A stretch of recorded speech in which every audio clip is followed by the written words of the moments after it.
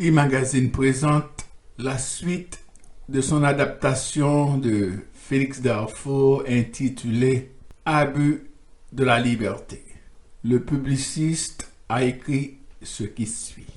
Machiavel, qui nous a conservé ce discours où l'on voit l'état déplorable dans lequel l'abus de la liberté avait plongé la ville de Florence, nous apprend que les Florentins furent touchés pour le moment de ce discours parce qu'il n'était que trop véritable, qu'ils remercièrent avec beaucoup de vivacité le gonfalonier de les avoir traités comme un bon seigneur et un citoyen sincèrement porté pour le bien public. Mais que ces beaux sentiments ne durèrent pas. Les excès auxquels il s'était porté furent un motif d'en combler la mesure. La plus grande partie des vols, des pillages et des incendies avait été commis par la populace.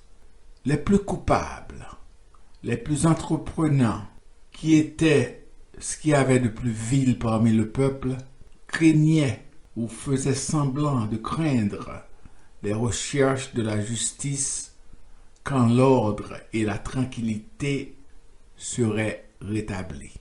Ils n'avaient point de confiance dans le promis, parce que les hommes vindicatifs ne croient point à la clémence.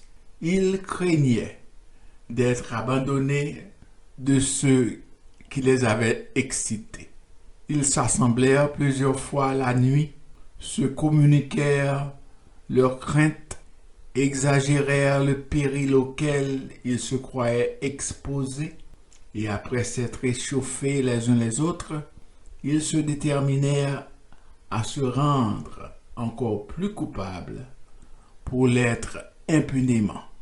Étrange situation d'un peuple forcené qui ne voit d'autre remède au crime que dans l'excès du crime.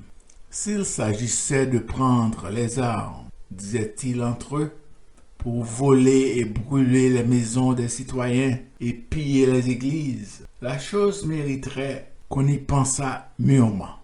Et peut-être serait-il prudent de préférer une pauvreté honnête et tranquille à un gain périlleux.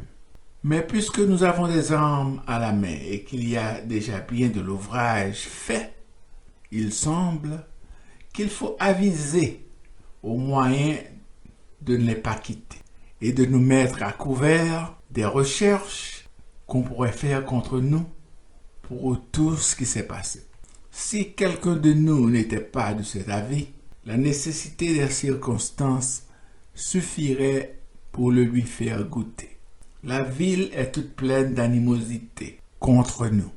Les citoyens se réunissent, la seigneurie est toujours avec les magistrats. Ne doutons pas qu'on file notre corde et qu'on fasse des préparatifs pour nous perdre. Nous avons donc deux choses à faire, deux fins dans nos délibérations. La première est de nous mettre à couvert des peines qu'on nous prépare. L'autre, de nous procurer les moyens de vivre avec moins de dépendance et plus de commodité que nous n'avons fait jusqu'ici. Pour obtenir l'abolition des maux déjà faits, il faut en recommencer de nouveau, redoubler les vols, les incendies, les sacrilèges et faire en sorte de nous fortifier dans un grand nombre de camarades, car on ne punit personne quand le nombre des coupables est trop grand, et il n'y a que les moindres crimes que l'on châtie. Les grands sont sûrs d'être récompensés. Lors encore que plusieurs souffrent, il y en a peu qui cherchent à se venger. On ne supporte avec plus de patience les peines qui sont communes à tous que celles qui tombent sur un petit nombre de particuliers. C'est donc une chose certaine, que la quantité et l'énormité des crimes nous en faciliteront l'amnistie. Et nous ouvrirons le chemin à obtenir ce que nous demandons pour notre liberté. D'ailleurs, nous allons à une conquête assurée.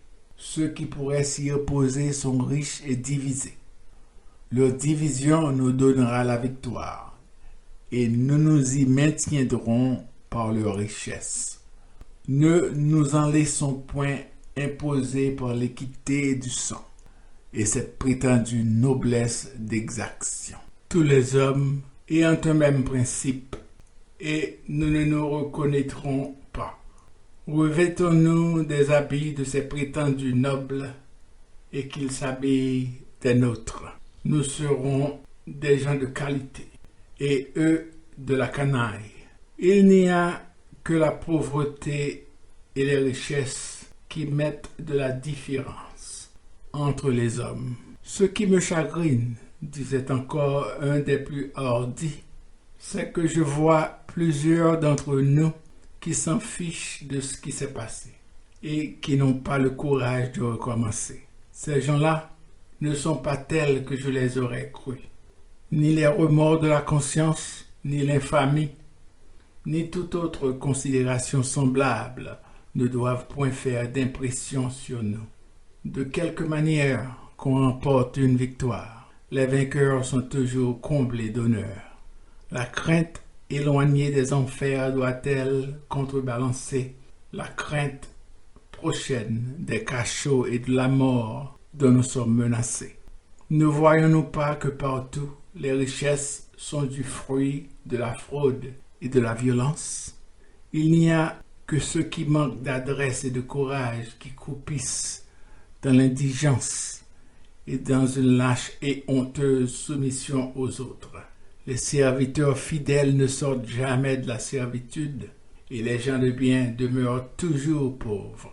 Si nous pouvons sortir de la pauvreté et de l'état ignoble où nous sommes, qu'importe que ce soit par la perfidie ou par un travail légitime, par le vol ou par la probité.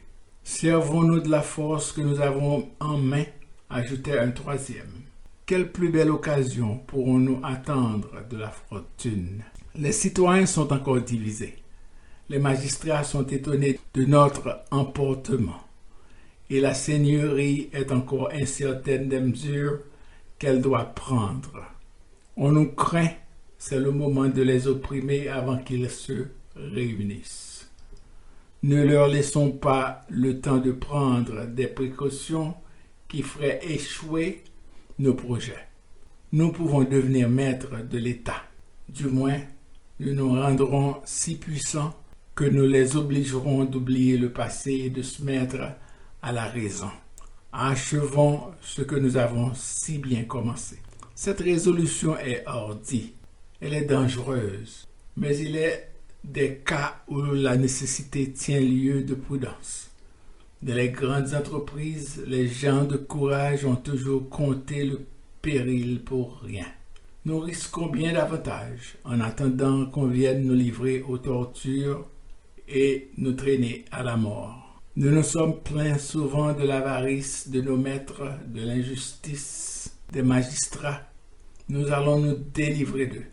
Ils vont être nos esclaves, qu'ils éprouvent à leur tour combien il est dur d'être soumis à ses semblables.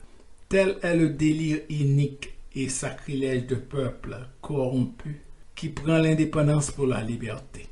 Machiavel nous apprend que ces hommes forcenés effectuèrent une partie de ce qu'ils projetaient. Ils mirent tout en combustion. La maison même de Louis Guichardin fut pillée et brûlée, quoiqu'il ne puisse s'empêcher de louer sa modération, sa douceur, son désintéressement, son amour sincère pour le bien public, et qu'il le fisse chevalier le même jour, comme pour le dédommager du tort qu'il lui avait fait.